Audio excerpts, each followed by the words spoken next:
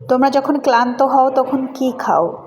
Cold drinks নিশ্চয়ই, ঠান্ডা cold drinks, তাই না? খুব টেস্টি। আমি ক্লান্ত হলে কিন্তু ঠান্ডা পানিও খাই না, কারণ ঠান্ডা পানি কখনো পিপাসা মিটতে দেয় না।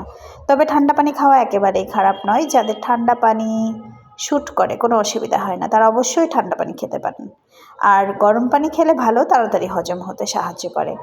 আর আমি এখন খাচ্ছি কি বলেন আপনারা?